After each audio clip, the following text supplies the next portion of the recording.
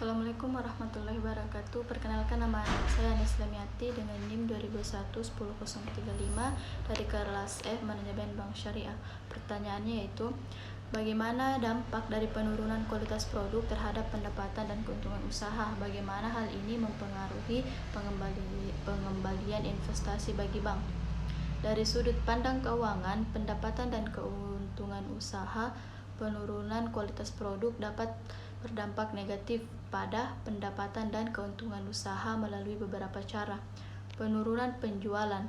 Konsumen cenderung beralih ke produk pesaing jika kualitas produk menurun, mengakibatkan penurunan penjualan. Meningkatkan biaya produksi.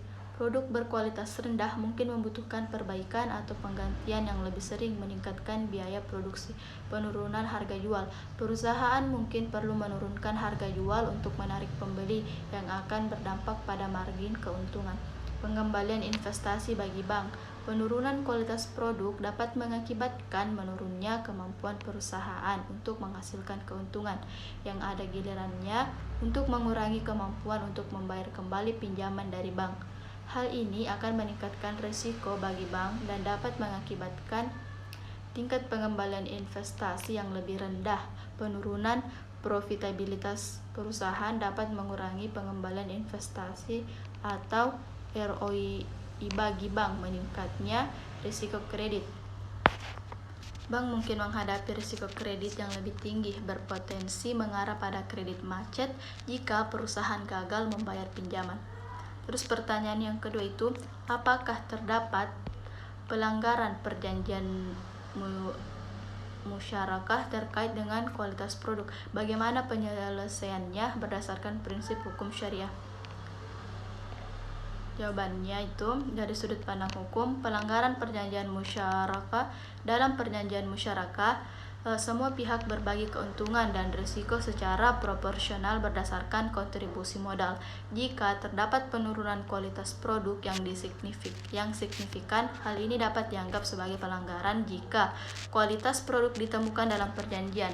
Jika perjanjian secara eksplisit menentukan standar kualitas produk yang harus dipenuhi, penurunan kualitas bisa dianggap sebagai pelanggaran kontrak. Ketidaksesuaian dengan prinsip syariah. Jika penurunan kualitas produk mengarah pada ketidakjujuran atau penipuan, ini juga melanggar prinsip-prinsip syariah yang menekankan pada keadilan dan transparansi. Penyelesaian berdasarkan prinsip hukum syariah, yaitu musyawarah atau musyawarah. Para pihak dapat mencoba menyelesaikan masalah melalui diskusi dan negosiasi untuk mencapai kesepakatan yang adil. Tahkim atau arbitras. Jika musyawarah tidak berhasil, masalah dapat diselesaikan melalui arbitrase yang melibatkan pihak ketiga yang netral.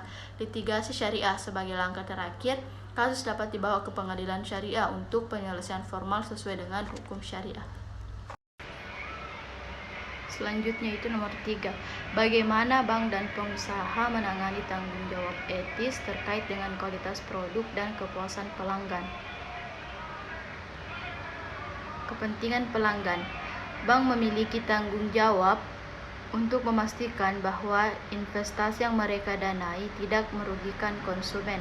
Bank harus melakukan due diligence untuk memastikan perusahaan yang mereka biayai mematuhi standar kualitas yang tinggi. Terus transparansi. Bank harus transparan dengan nasabah mereka mengenai risiko yang terkait dengan investasi dalam perusahaan yang menghadapi masalah kualitas produk. Tanggung jawab etis pengusaha. Kualitas dan keamanan produk. Pengusaha harus memastikan bahwa produk yang mereka hasilkan memenuhi standar kualitas dan keamanan yang diharapkan oleh konsumen.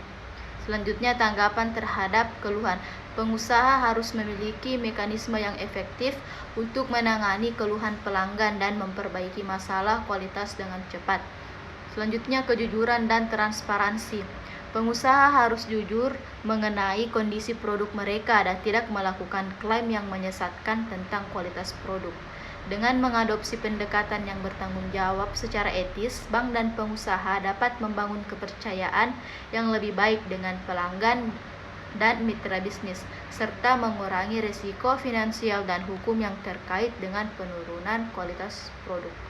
Sekian dari saya. Wassalamualaikum warahmatullahi wabarakatuh.